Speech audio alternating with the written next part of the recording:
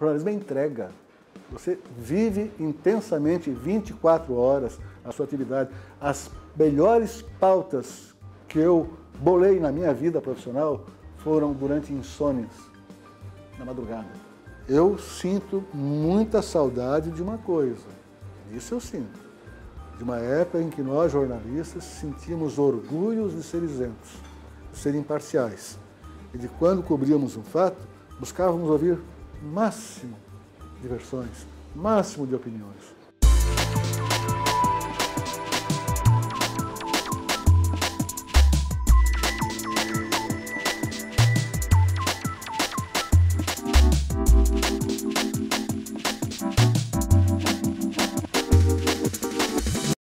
Eu sou natural daqui, nasci em Criciúma, morei fora em algumas oportunidades, mas sou daqui, me criei aqui.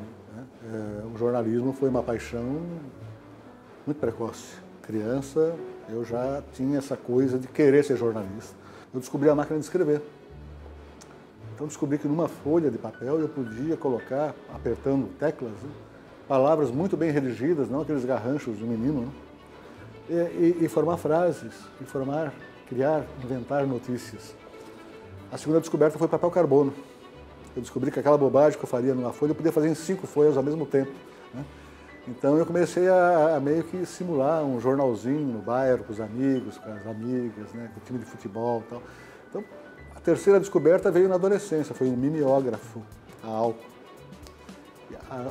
As mesmas bobagens que o menino escrevia lá atrás, o garoto podia reproduzir em 50, 70, 80 folhas.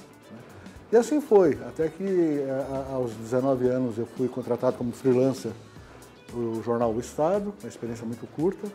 Aos 20, finalmente, fui contratado pelo primeiro diário a ser implantado no sul de Santa Catarina, que foi o Correio do Sudeste. E na seleção de vagas, eu fui contratado, talvez por uma certa proficiência no inglês, como teletipista. Quando você fala hoje teletipo, as pessoas não têm a menor ideia do que significa isso. Até um nome bonito, teletipo, o que é isso? Né? Era um aparelho do tipo, muito parecido com o telex, que ao invés de receber as informações, as notícias, por linha telefônica, como o telex recebia, ele recebia através de ondas de rádio das agências internacionais. Então, o meu primeiro emprego foi ter contato com France Press, UPI, que eram agências de renome que eu conheci lendo jornais quando criança. Eu retirava as notícias que eram impressas, sentava na mesa, na máquina de escrever e fazia um copydesk das notícias internacionais. Fiquei ali uma semana, 2, o redator-chefe me chamou e disse, olha, tu tens um texto final bom, tu vai para a redação. E aí comecei a trabalhar como repórter.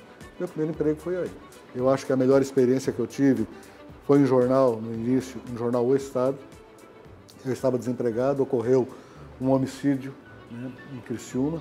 Uma senhora idosa, dona de casa, foi assassinada durante um assalto. E eu estava passando na frente da sucursal do jornal O Estado, que estava sem repórter. E aí o gerente me pediu, escuta, pode trabalhar 3 dias com a gente aí, fazendo um freela e tal, cobre esse caso. Aí cobri o caso. E a chefia de redação, o Valderino Sardá Neto, em Floripa, disse, deixa o menino aí mais um tempo, até tu contratar alguém. Ele está dando certo, deixa ele aí. Então. Aí eu fiquei mais um período, acho que uns 2 meses, e me dispensaram. Acharam que talvez alguém tinha comentado alguma coisa, que eu tinha militância política, que eu era ligado à esquerda, que eu estava ajudando a fundar um tal de PT, aquela coisa toda, me dispensaram. 2 dias depois de eu ter sido dispensado, um empresário em Criciúma, famoso, muito conhecido, empresário Dionísio Freitas, dono do Grupo Secrisa, dono de um conglomerado de empresas, né, enorme, incluindo a área de comunicação, rádios, TVs, a RCE, né, faleceu logo após um acidente. Faleceu em função de uma embolia pulmonar. Não morreu no acidente, morreu no hospital. E morreu no final da tarde. E eu vi a notícia na TV dele, a TV Eldorado em Criciúma, eu vi a notícia da morte dele, e me dei conta que eu estava ainda com a chave da sucursal. Tinha sido demitido 2 dias antes, eu não tinha entregado a chave. E eu saí de casa, fui até a sucursal, abri a sucursal, liguei para o hospital, peguei as informações. E quando eu ia ligar para Florianópolis, o telefone tocou e era o Sardá de Florianópolis, dizendo, rapaz, que sorte que a gente te encontrou aí. Maldita hora que a gente te demitiu, né? mas como tu estava como freelancer, tu pode ajudar a gente de novo? Digo, me passa alguém para quem eu possa passar as informações, porque nós não tínhamos telex na redação, na sucursal do jornal O Estado em Criciúma. Usávamos o telex do Correio. E daí alguém lá pegou os dados, tá? No dia seguinte o jornal O Estado deu a matéria. E eu fui efetivado. Fiquei 5 anos, só saí dali a convite do Diário Catarinense, quando veio a ser implantado pela RBS em Santa Catarina, isso em 1986, fui contratado para coordenar a sucursal de Criciúma, com colegas que vieram de Porto Alegre, do Rio Grande do Sul. E fiquei 8 anos e meio no Diário Catarinense. E o que me atraiu no Diário Catarinense? As novas tecnologias. Foi a primeira redação informatizada integralmente no país, a do Diário Catarinense. O Neymanique, acima de tudo, ele é um profissional multimeios. Ele domina muito bem TV, rádio e impressos de maneira geral. Além disso, tem um grande conhecimento regional, muitas fontes privilegiadas, e ao mesmo tempo tem experiência internacional, domina vários idiomas.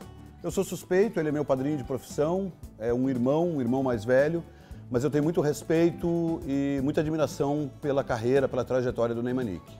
Nós dividimos alguns episódios muito interessantes e históricos, como a transição entre a ditadura e a democracia, numa época em que os movimentos políticos, os movimentos sociais estavam começando a sair daquele processo de repressão, saindo da obscuridade.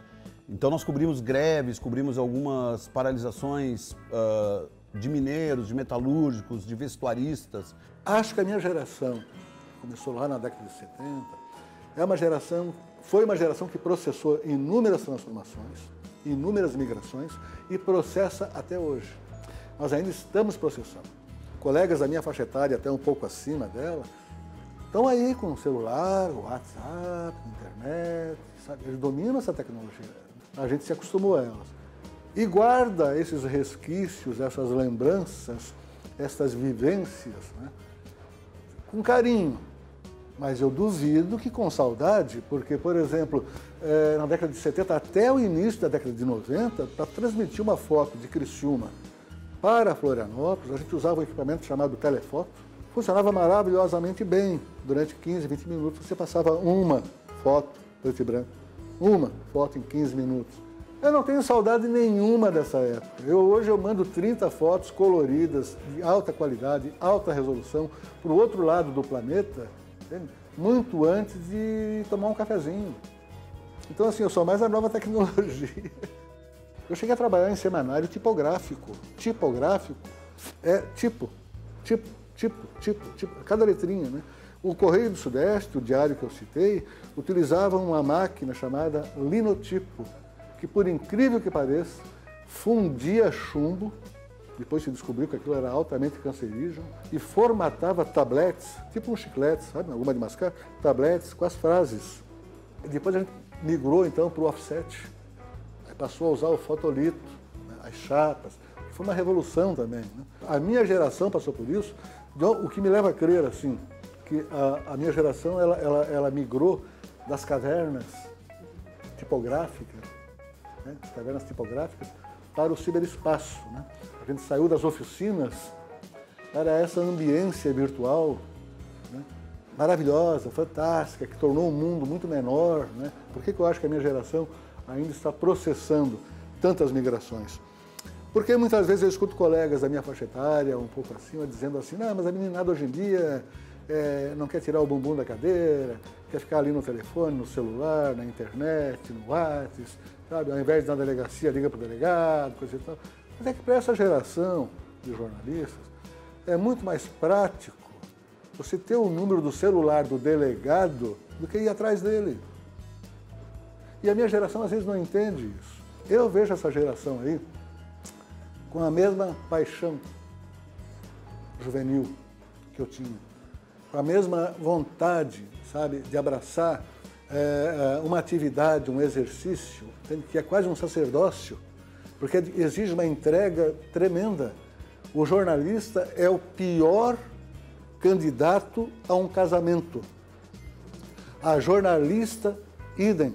A atividade jornalística, ela por si só, se não anula, ela constrange a individualidade.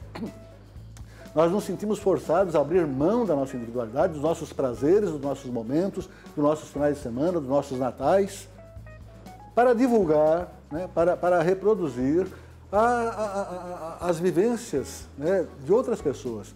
Então nós absorvemos essa pluralidade de vidas, de momentos, de contextos e abrimos mão do nosso momento, da nossa individualidade. Mas é isso mesmo. O jornalismo, quem escolheu o jornalismo por holofote, se enganou. O jornalismo não é batom, sabe? O jornalismo não é look, não é botox. O jornalismo não é produção.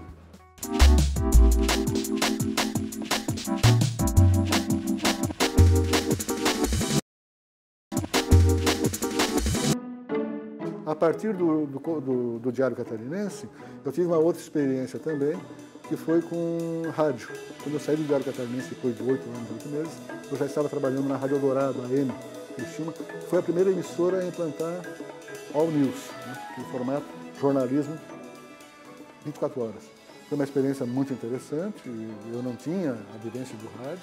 O rádio é uma experiência muito rica porque você fica privado do recurso imagético, né? Você não tem a fotografia do jornal, você tem você, é a sua voz. Então tem que ter um texto muito enxuto, muito preciso, né? E ao mesmo tempo capaz de repassar a emoção na devida dose, sem exagero, quando isso exige. Vou dar um exemplo. Entre 93 e 95, foram os 2 anos que eu trabalhei na Rádio Eldorado, ocorreu um dos mais extraordinários eclipses solares do sul do Brasil. No dia 3 de novembro de 1994. Esse eclipse ocorreu pouco antes das 11 horas da manhã. No dia do eclipse, nós armamos um esquema. Uma grande equipe de cientistas, de astrônomos, que estava em Criciúma, foi até um morro da cidade, o Morro Sequinel, onde havia quadras de futsal e de tênis, num complexo esportivo chamado Vila Olímpica. E ali eles montaram uma espécie de curral, delimitaram, né, um perímetro para eles, seus equipamentos, e um outro perímetro para visitantes, para quem quisesse estar lá em cima. Nós da imprensa fomos credenciados para ficar junto com os cientistas. O que eles pediram para a gente meia hora antes? Durante o eclipse, que vai durar 4 minutos, por favor, nada de entrevista. Não atrapalhe. Depois a gente conversa. Então, dá entrevista antes, dá entrevista depois. Então, vamos ao fenômeno. Uma semana antes, entrevistando um astrônomo, ele falou assim: olha, Ney, avisa o pessoal aí da tua cidade, tá? Que vocês vão ver umas coisas meio curiosas durante o eclipse. Vocês verão pássaros voltando para casa. Os pássaros ficarão confusos, vocês vão achar que está escurecendo. Então, eles voltam para casa no final da tarde, vão voltar para casa no começo do eclipse. E vocês verão estrelas. Eu achei a parte das estrelas poética, achei muito legal, né? Achei muito legal. Os pássaros também ajudaram, né? Revoada, né? Achei aquilo tudo muito bonito. Nós ficamos repetindo aquilo, né? Nos dias anteriores ao eclipse, torcendo, rezando que não chovesse. E deu um dia maravilhoso, e nós nos preparando. Na véspera, o operador do estúdio falou assim: ô Ney, tá, vocês vão lá para cima do morro, vão cobrir de lá, tudo certo, tá tudo legal, e eu não vou ver o eclipse? Porque ele tinha que ficar no estúdio, né? Eu disse: cara, alguém tem que tomar conta do lojinha, né? Como é que vai sair? Aí ele disse: não, mas eu queria ver pelo menos 1 minuto e tal. Eu disse: faz o seguinte, arruma uma trilha sonora aí, dessas esotéricas, né? Uma trilha. A hora que eu cantar a pedra lá de cima, que eu disser, solta a trilha e vai para a rua ver o eclipse. Certo? Ok. Estava tudo preparado, menos uma coisa. Estava tudo certo, menos um detalhe. Como é que se cobre um eclipse no rádio? Ninguém nos falou, nós não nos preocupamos com isso. A trilha foi para resolver o problema do operador, né? Eu vou ficar narrando o que ali? Nesse momento, os pássaros voltam. Ok, valeu, obrigado. Os pássaros estão voltando. Agora estamos vendo estrelas. Muito bem, tá legal. E depois? Então, a gente decidiu o seguinte: larga a trilha. Até porque estaria todo mundo mais interessado em ver o eclipse do que ouvir o rádio. Um fato engraçado, assim, eu acho, né? Do rádio, eu acabei indo para a universidade.